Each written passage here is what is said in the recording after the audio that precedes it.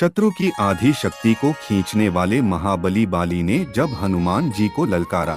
सुग्रीव का भाई, अंगद का पिता, अप्सरा तारा का पति और वानर श्रेष्ठ ऋक्ष का पुत्र बाली बहुत ही शक्तिशाली था।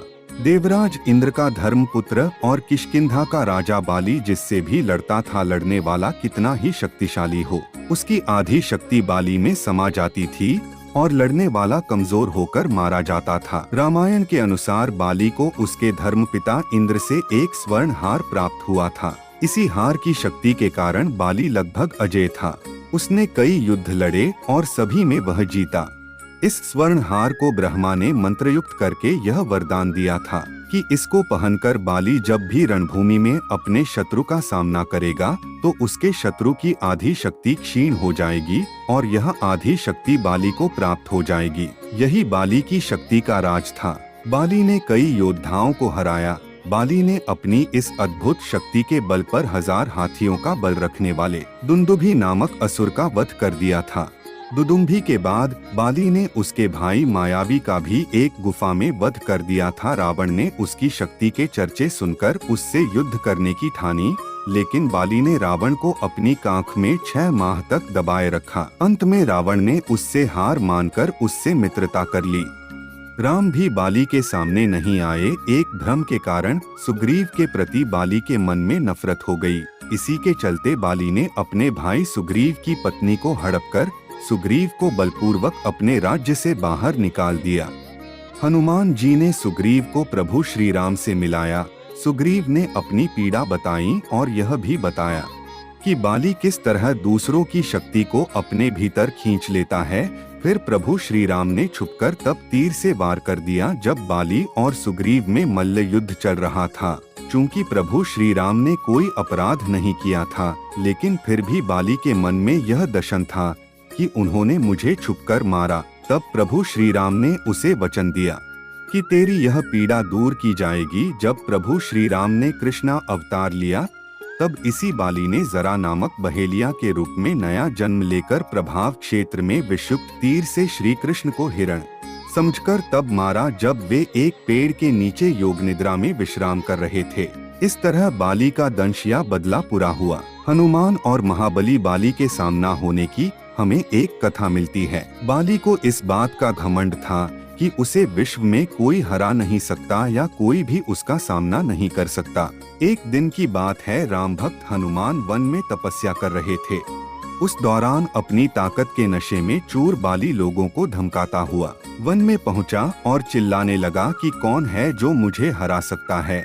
किसी ने माँ का दूध पिया है जो मुझसे मुकाबला करे। हनुमान जी उसी वन में राम नाम जप से तपस्या कर रहे थे।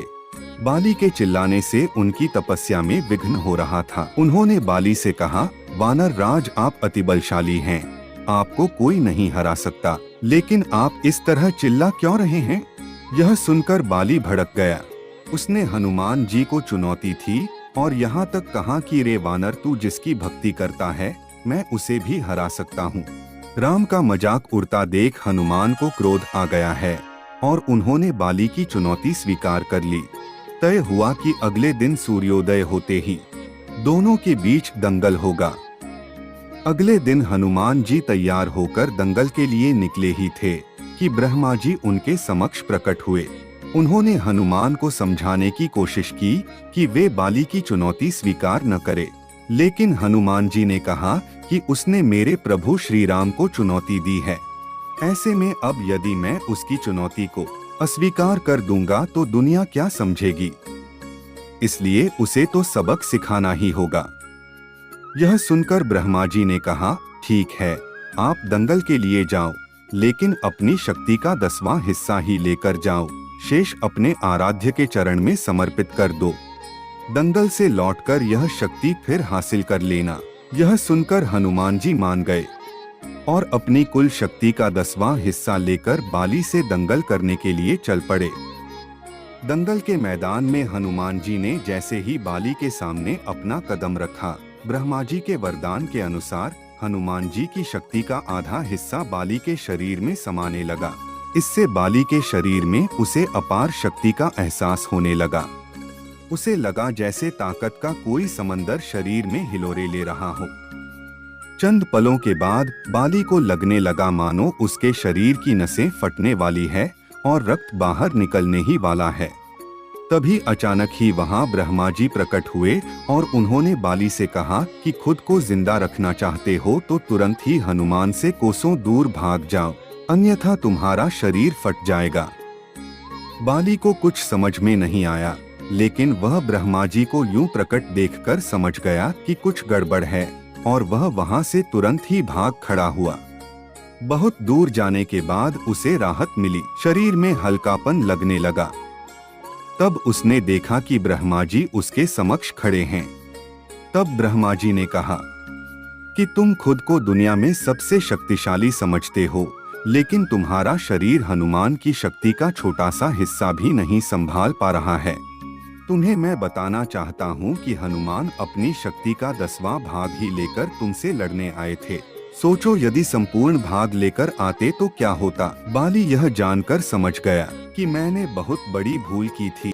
बाद में बाली ने हनुमान जी को दंडवत प्रणाम किया और बोला, अथाह बल होते हुए भी हनुमान जी शांत रहते हैं और राम भजन गाते रहते हैं, और एक मैं हूँ जो उनके एक बाल के बराबर भी नहीं हूँ और उनको ललकार रहा था। मुझे क्षमा करें हनुमान। मित्रों, आपको यह कथा कैसी लगी कमेंट बॉक्स में जरूर बताएं।